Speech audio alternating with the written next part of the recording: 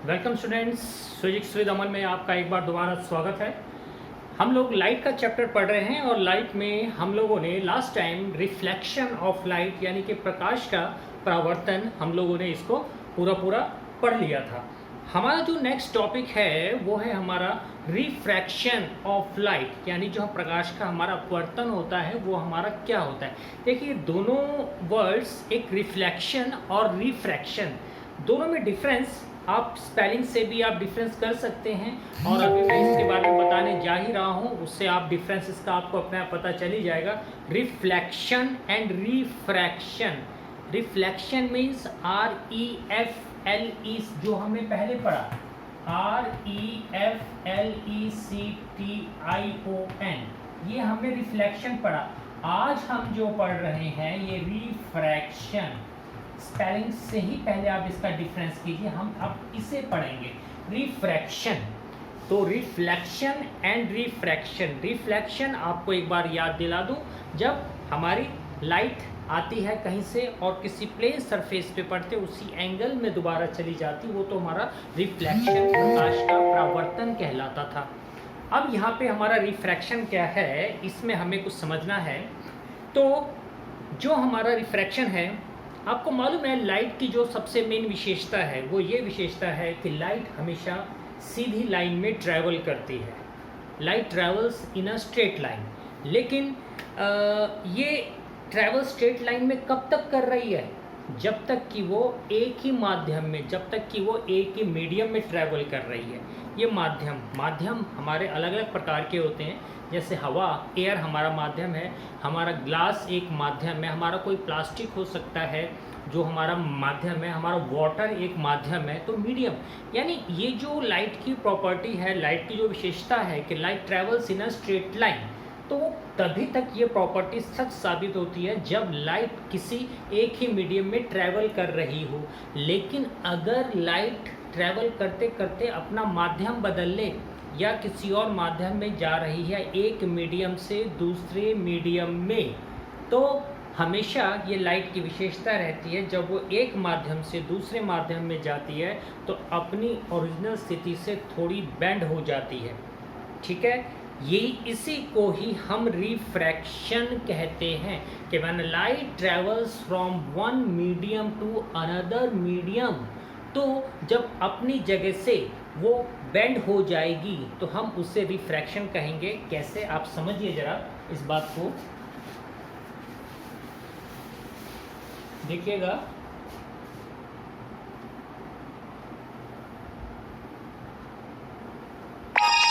ये आपकी लाइट ऐसे ट्रैवल कर रही है, ये मेरा एयर माध्यम है। कौन सा माध्यम है? एयर, यानी हवा। हवा में लाइट ट्रैवल कर रही है। अब ये माध्यम, ये एक ग्लास है। क्या है ये? एक ग्लास ब्लॉक है, ग्लास ब्लॉक।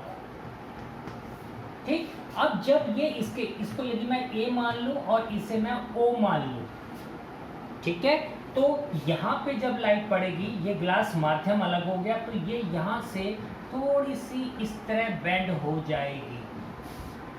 ठीक, तो मैं आपको यही बता रहा हूँ कि जब लाइट कहीं से आती है, सोर्स ऑफ लाइट आ रही है और वो एयर से आती हुई दूसरे माध्यम में, यानी कि यदि वो ग्लास में जा रही है तो अपनी ओरिजिनल स्थिति से वो बेंड होकर यहाँ डायरेक्शन बदल लेती है। इसको मैं OB मान लूँ। क्या मान लूँ? OB। तो वो जब डायरेक्शन बदल लेती है तो इसी को ही हम रिफ्रैक्शन ऑफ लाइट कहते हैं। तो इसकी डेफिनेशन हम कह सकते हैं, the change in the direction of light when it passes from one medium, पहला माध्यम क्या है? Air, passes from one medium to another medium, यानी ये मीडियम जो हमारा ग्लास का आ गया, तो ये एक मीडियम से जब लाइट दूसरे मीडियम में जाती है तो ये लाइट जो है बेंड हो जाती है, जिसको हम रिफ्रैक्शन ऑफ लाइट कहते हैं। क्या कहते हैं? Refraction of light. ठीक है, यानी प्रकाश का अपवर्तन ये हमारा कहलाता है। अब ये जो रिफ्रैक्शन ऑफ लाइट है, जहाँ पे हमारी लाइट बेंड हो रही है, ठीक, it takes place when light rays enter from air into the glass. ये कब हमारी बेंड हो रही है? जब ये हमारी एयर से ग्लास में आ रही है ना। तो माध्यम हमारा इसका अलग अलग हो गया ना, ये एयर हो गया और ये हमारा ग्लास हो गया, ठीक है। तो अब ये जो रिफ्रैक्शन ऑफ लाइट है ये हमारा तब भी होता है जब हमारा मान लीजिए एयर और वाटर का हो रहा हो। यदि मैं इसकी जगह, ये ग्लास की जगह यदि मैं ये वाटर बोल दूं तो एयर से वाटर में जाए, या वाटर से एयर में जाए, एयर से ग्लास में जाए, या ग्लास से एयर में जाए, वाटर से ग्लास में जाए, या ग्लास से वाटर में जाए, तो हर जगह ये लाइट जो है बेंड हो जाती है, ठीक है। और जो रिफ्लेक्शन ऑफ लाइट है, ये जब भी लाइट एंटर करेगी फ्रॉम वाटर इनटू ग्लास और फ्रॉम ग्लास इनटू वाटर, हमारे जितने भी ऑप्टिकल इंस्ट्रूमेंट हैं, जैसे हमारा कैमरा हो गया, हमारा माइक्रोस्कोप हो गया, हमारा टेलीस्कोप हो गया, ये सारा का सारा हमारा जो है रिफ्रैक्शन के ऊपर ही डिपेंड करता है, रिफ्रैक्शन के ऊपर ही डिपेंड करता है। तो आप इस चीज़ को समझ गए कि रिफ्रैक्शन क्या होता है। When light enters from one medium to another medium, ये हमारा रिफ्रैक्शन कहलाता है।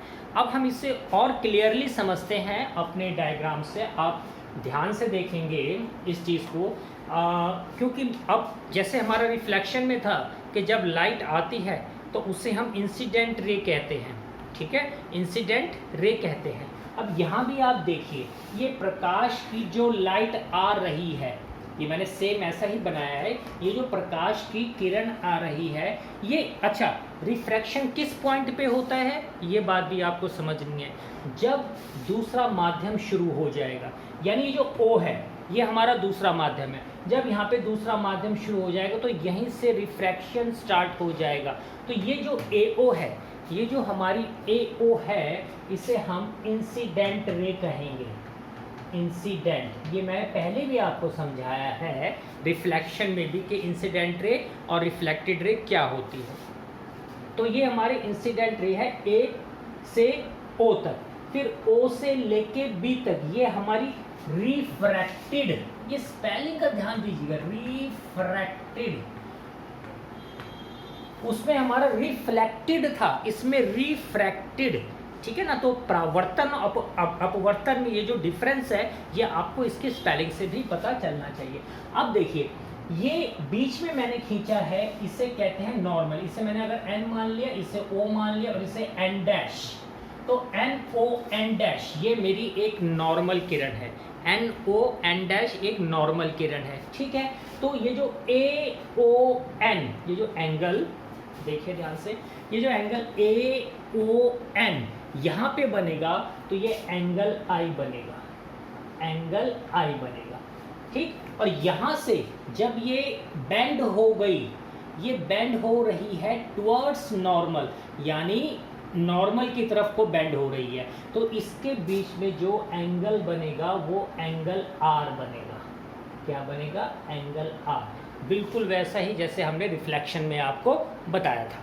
तो ये AON एंगल ऑफ इंसिडेंस, यानी जो नॉर्मल किरण हमने खींची है जिसे हमने NON डैश बोला, यहाँ से जो एंगल बन रहा है AON वो एंगल I कहलाएगा, और जो एंगल N डैश OB, मैं इसे लिख देता हूँ, एंगल AON ये एंगल I कहलाएगा, और एंगल N डैश OB ये हमारा एंगल R कहलाएगा, ठीक है।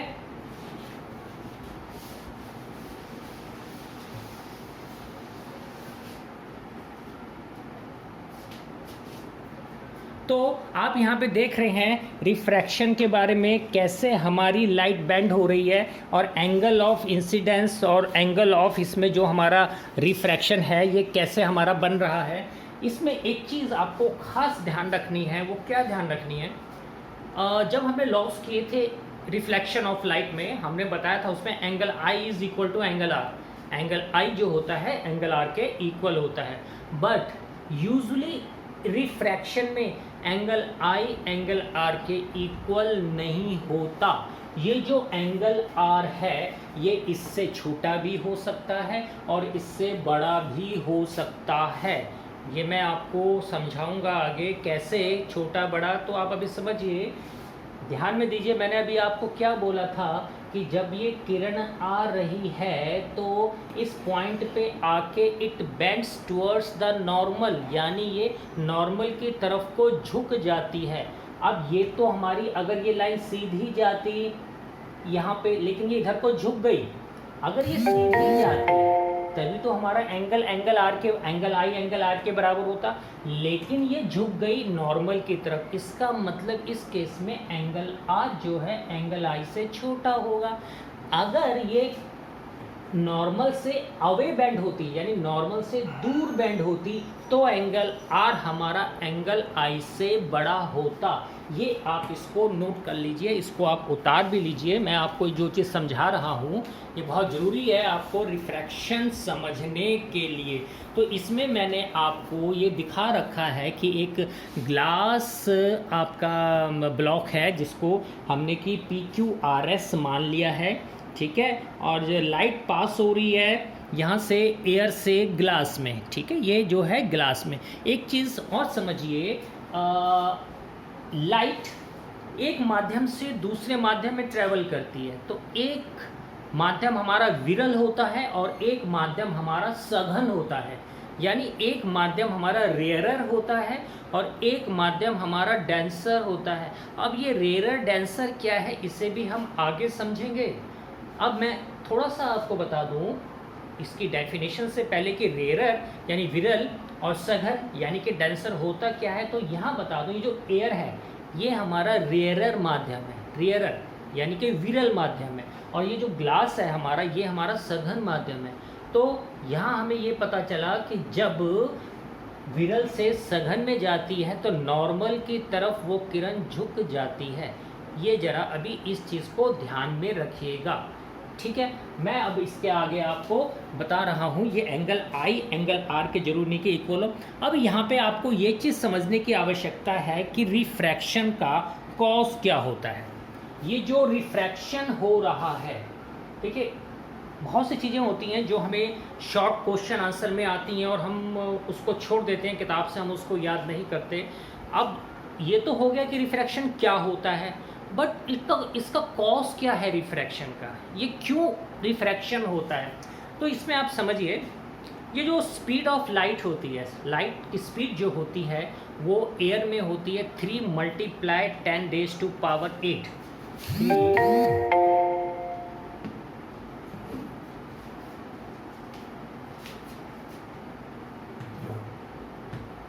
स्पीड ऑफ लाइट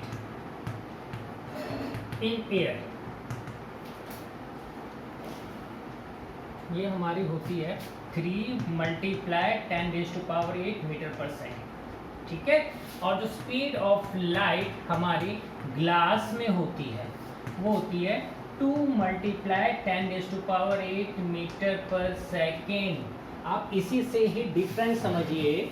ये जो मैंने लिखा है कि स्पीड ऑफ, मैं आपको बता रहा हूँ कॉज ऑफ रिफ्रैक्शन। अब आप रिफ्रैक्शन तो समझ गए, but what is the cause of refraction, यानी कि जो अपवर्तन हो रहा है ये किस कारण से हो रहा है। तो इसमें आप पहले समझिए कि जो स्पीड ऑफ लाइट होती है हमारी हवा में वो तो होती है 3 × 10⁸ मीटर पर सेकेंड, ठीक है। और जो हमारी ग्लास की होती है वो होती है हमारी 2 × 10⁸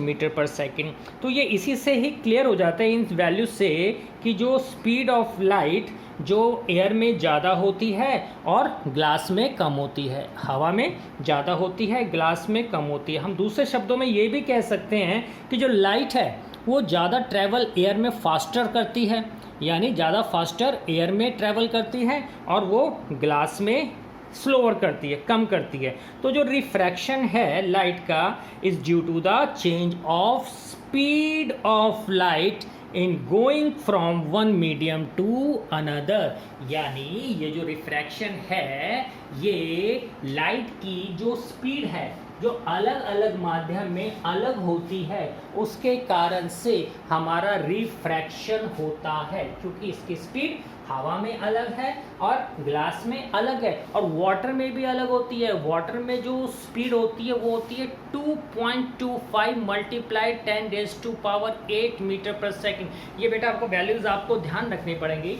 मैंने बताया speed of light in air, ये तो 3 मल्टीप्लाई 10⁸ मीटर पर सेकेंड, और जो speed of light in glass 2 multiply 10⁸, और जो हमारी वाटर में होती है, वाटर वो होती है 2.25 मल्टीप्लाई 10⁸ मीटर पर सेकेंड। अब आप तीनों को इसको आपको ध्यान में रखना है, एयर को, ग्लास को, वाटर को। मैं इसी के थ्रू आपको समझाऊंगा कि रेयर मीडियम क्या होता है और डेंसर मीडियम क्या होता है, विरल माध्यम क्या होता है, सघन माध्यम क्या होता है। तो स्टूडेंट्स, हम पढ़ रहे हैं रिफ्रैक्शन ऑफ लाइट। आपने रिफ्रैक्शन समझ लिया, आपने समझ लिया कि इसके कॉज क्या है। अब मैं थोड़ा इसके आपको समझाता हूँ, बहुत इंपॉर्टेंट चीज़ है। ये क्या है, ये इसको आप इस तरह समझें कि ये जो चेंज इन स्पीड है वो हमारा रिफ्रैक्शन कैसे लाती है। जो चेंज इन स्पीड है वो हमारा रिफ्रैक्शन कैसे लाती है, इसको आप नोट करें। ये PQRS, मैंने ये ग्लास है, ये हवा है, ये हमारा ग्लास है, एक माध्यम से दूसरे माध्यम में आ रही है। तो इसको आपको ज़रा ध्यान से समझना है। ये जो मैं आपको बता रहा हूँ बेटा, इसमें क्या मैंने बता रखा है, ये जो हम अगर ये समझें कि कॉज क्या है, कि स्पीड के कारण से रिफ्रैक्शन होता है, ठीक है। यानी जो इसका डायरेक्शन है लाइट का चेंज होता है जब एक माध्यम से दूसरे माध्यम में जाती है। ये हम लाइट की वेव थ्योरी जो है, उस वेव थ्योरी के ऊपर इसको डिफाइन करते हैं। यानी ये जो बीम ऑफ लाइट आ रही है, ये जो मैंने बड़ा सा बना रखा है। आपको तो लाइट की सिंपल किरण, यदि आपके घर में रोशनदान लगाओ तो आप देखेंगे उसमें से एक पैरेलल बीम ऑफ लाइट आती है। तो मैंने इसी तरह ये एक बीम ऑफ लाइट बना रखी है। और ये जो बीम ऑफ लाइट होती है, ये बड़े छोटे छोटे पार्टिकल्स की बनी होती है, टाइनी पार्टिकल्स की बनी होती है। टाइनी पार्टिकल्स, टाइनी हम बोलते हैं छोटी, ठीक है। तो ये जो है बीम ऑफ लाइट जो है बड़े टाइनी पार्टिकल्स की बनी होती है, टाइनी वेव्स जिसे हम बोलते हैं। और जब ये बीम ऑफ लाइट इस लाइट वेव की ट्रैवल करती है किसी मीडियम से, और वो किसी दूसरे उसमें पड़ती है, बाउंड्री पे पड़ती है, जैसे ये यहाँ पर पड़ी, तो यानी कि दूसरे मीडियम में जाने से पहले, अब ये लाइट आ रही है पहले यहाँ पे, और यहाँ पे देखिए इसका डिफरेंस समझिए ज़रा आप। यहाँ पे जो पैरेलल बीम ऑफ लाइट है, ये यहाँ से पहले टकरा गई, यानी लाइट पहले स्लो हो गई। और इधर आप यदि देखेंगे इस वाली में, तो इस वाली में थोड़ी देर में आके टकरा रही है कि नहीं। यानी ये हवा में जल्दी ख़त्म होगी और ये हवा में देर तक रह रही है। तो हम ये देख रहे हैं इसमें कि one part of the light waves enter into the other medium first. यानी वन पार्ट जो लाइट का है वो दूसरे मीडियम में पहले एंटर कर रहा है दूसरे के मुकाबले, ठीक है ना। यानी इसकी स्पीड पहले कम हो गई और इसकी स्पीड बाद में कम हुई। मैं आपको क्या बता रहा हूँ कि स्पीड कैसे डिपेंड करती है रिफ्रैक्शन ऑफ लाइट में। तो ये मैं आपको एक बीम ऑफ, क्योंकि वेव थ्योरी के ऊपर डिपेंड है, तो मैं आपको ये बीम ऑफ लाइट के थ्रू आपको बता रहा हूँ कि ये बीम ऑफ लाइट है, ये हमारे पार्टिकल्स, टाइनी पार्टिकल्स यानी टाइनी वेव्स हैं। तो ये पहले टकरा रही है और ये हमारी बाद में टकरा रही है। अब ये जो फैक्ट है that the speed of light waves on one side of a beam, speed of light on the one side of a beam of light changes a little, यानी चेंज हो रही है little, change a little before the change of speed of light wave on the other side. अब यहाँ पे speed पहले कम हो गई, यहाँ पे स्पीड बाद में कम हुई, ठीक है। यही कॉज करता है इस लाइट की डायरेक्शन को, यही कॉज करता है इस लाइट की डायरेक्शन को, ठीक है। ये आपको ध्यान में रखना है। और ये जो चेंज इन डायरेक्शन है ऑफ लाइट का, इसी को हम कहते हैं रिफ्रैक्शन ऑफ लाइट और बेंडिंग ऑफ लाइट। ये डायग्राम से आपको ध्यान से समझना है, रिफ्रैक्शन ऑफ लाइट और बेंडिंग ऑफ लाइट, ठीक है। ये अब इसमें आप पूरा देखिए ध्यान से। ये जो मैंने डायग्राम आपको, ये मैंने जो बनाया हुआ है, मैं इसको दोबारा बता देता हूँ, बहुत इंपॉर्टेंट है ये चीज़ आपको आगे तक लेसन समझने के लिए। ये जो मैंने बनाया आपका PQRS है, इसको मान लीजिए। अब ये लेफ़्ट साइड में जो है आपकी beam of light, this is the glass slab first, सबसे पहले ये पहुंच गए, ठीक है। इस पॉइंट को यदि हम ए बोल दें और इस पॉइंट को यदि हम बी बोल दें, ठीक, इस पॉइंट को हम यदि सी बोल दें और इस पॉइंट को यदि हम डी बोल दें, यानी A B C D, A B C D. अब ए पे पहले पहुंच गई, बी पे लेट पहुंची, अब सी पे पहले, अब ये यहाँ एयर से ग्लास में, एयर से ग्लास में और ग्लास से दोबारा एयर में गई है, ये एयर से ग्लास में और ग्लास से दोबारा हमारी ये एयर में गई है, ठीक। अब स्पीड ऑफ लाइट जो लेफ्ट साइड में है beam of light is reduced a little, is reduced the little, क्योंकि ये पहले टकरा गई बिफोर द राइट साइड, यानी ये इससे पहले टकरा गई। जो डायरेक्शन ऑफ लाइट है चेंजेस हो जाती है जब ये हमारी ग्लास के अंदर एंटर करती है, ग्लास के अंदर जब ये हमारी एंटर करती है, ठीक। तो when the beam of light travelling in the glass slab comes out, अब ये जो हमारी बाहर निकल रही है इसे हम बोलते हैं एमरजेंट। क्या बोलते हैं? एमरजेंट। इसको आपको ध्यान रखना है, ये इसकी टर्म्स जो मैं आपको बता रहा हूँ, ये तो हमारी जो इंसिडेंट आ रही है, ये जो किरण हमारी बाहर निकल रही है, इसे हम एमरजेंट रेस कहते हैं। क्या कहते हैं बेटा? इसे हम एमरजेंट रेस कहते हैं। अब मैंने आपको ये 3 चीज़ बताई हैं इसमें, speed of light in air, speed of light in glass and speed of light in a water. तो हम आपको बता रहे हैं कि रेयरर और डेंसर मीडियम क्या होता है। पहली बात आप समझ लीजिए, जो विरल माध्यम है, जो रेयरर माध्यम है, वो हम उसे बोलते हैं जहाँ पे स्पीड ऑफ लाइट फास्ट होती है, और डेंसर मीडियम हम उसे बोलते हैं जहाँ पे स्पीड ऑफ लाइट कम होती है। तो अब आप ध्यान से देखिए, यदि मैं बात करूँ एयर में और ग्लास में, एयर और ग्लास में, यहाँ पे स्पीड फास्ट है, तो ये एयर हमारा रेयरर मीडियम हो गया। कौन सा मीडियम हो गया? रेयरर। और इसमें स्पीड कम है तो ग्लास हमारा डेंसर मीडियम हो गया, ठीक है। ये रेयरर मीडियम हो गया और ये हमारा डेंसर मीडियम हो गया। इसी तरह यदि मैं आपको ग्लास और वाटर की बात बोलूँ, अब ग्लास और वाटर में, ग्लास में स्पीड कम है, 2 मल्टीप्लाई 10⁸ मीटर पर सेकेंड, बट वाटर में 2.25 मल्टीप्लाई 10⁸ मीटर पर सेकेंड। तो यहाँ पर ये मेरा रेयरर मीडियम हो गया, वाटर रेयरर मीडियम हो गया, और ये जो ग्लास है ये मेरा डेंसर मीडियम हो गया, ठीक है। क्योंकि स्पीड, फिर बता रहा हूँ, जिसमें लाइट की स्पीड ज़्यादा है वो हमेशा रेयरर होता है, तो यहाँ पे इसकी ज़्यादा है तो ये हमारा रेयर। अगर मैं एयर और वाटर की बात करूँ तो एयर में 3 मल्टीप्लाई 10⁸ है और वाटर में 2.25 मल्टीप्लाई 10⁸ है, तो ये रेयरर हो गया और ये डेंसर हो गया।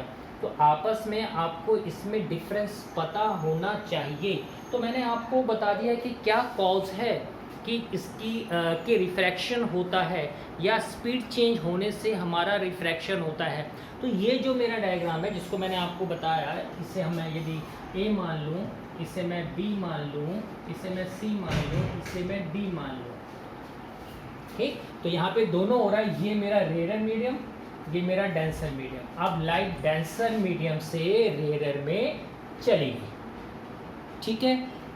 अब क्योंकि रिफ्रैक्शन, मैंने कहा स्पीड ऑफ लाइट चेंज क्यों हो रही है, स्पीड ऑफ लाइट चेंज क्यों हो रही है, तो उसका ये मैंने आपको एग्जांपल डायग्राम बना के दिखाया है, क्योंकि ये हमें पता होना चाहिए कि एक मीडियम से दूसरे मीडियम में जाते हुए लाइट बेंड क्यों करती है, क्योंकि वो बीम ऑफ लाइट है और एक जगह पहले वो आके स्लो हो जाती है, दूसरी जगह वो बाद में होती है, तो वो इसलिए वो जो है बेंड हो जाती है, जिसे हम रिफ्रैक्शन कहते हैं। इसे आप नोट कर लें, फिर थोड़ा मैं और आपको आगे बताता हूँ।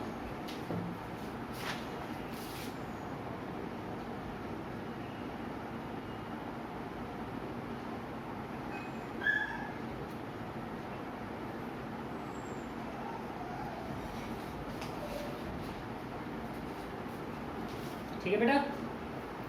अब एक और इम्पॉर्टेंट चीज़, इसमें क्या चीज़ आपको समझनी है, मैंने आपको स्टार्टिंग में बताया था कि when a beam of light, when a ray of light enter from one medium to another medium, then after going through another medium, it will bend towards the normal, towards the normal. फिर मैंने आपको ये भी बताया कि जब ये बाहर निकलती है, अब आप यहाँ पे देखिए, ये यहाँ से इधर और यहाँ से ये इधर बाहर निकल रही है, ठीक है, ये इधर से ऐसे आ रही है, ऐसे आके इधर से ये बाहर निकल रही है, ठीक। तो यहाँ पे मैं आपको ये चीज़ बता रहा हूँ कि रेयर मीडियम में और डेंसर मीडियम में इस लाइट का क्या फ़र्क पड़ जाता है। इस चीज़ को आपको थोड़ा सा ज़रा ध्यान से देखने की ज़रूरत है। क्या होता है रिफ्रैक्शन ऑफ लाइट में when it goes from a rare medium to a denser medium. Rare medium से डेंसर मीडियम में क्या होता है। अब आप इसमें यदि आप देखें, ये जो अगर आप इसी को देख लें, ये आपकी जैसे रे है, ठीक, ये एयर से डेंसर मीडियम में जा रही है, जिसे हमने ग्लास बोला। तो जो इंसिडेंट रे, ये जो हमारी इंसिडेंट रे होती है, इसको जिसको मैंने पहले आपको वो बताया है, ये रिफ्रैक्टेड हो जाती है किसकी तरफ, टुवर्ड्स नॉर्मल की तरफ, टुवर्ड्स नॉर्मल की तरफ। ये आप इसको देखिए, अगर मैं यहाँ पे बीच में लाइन लगाऊं,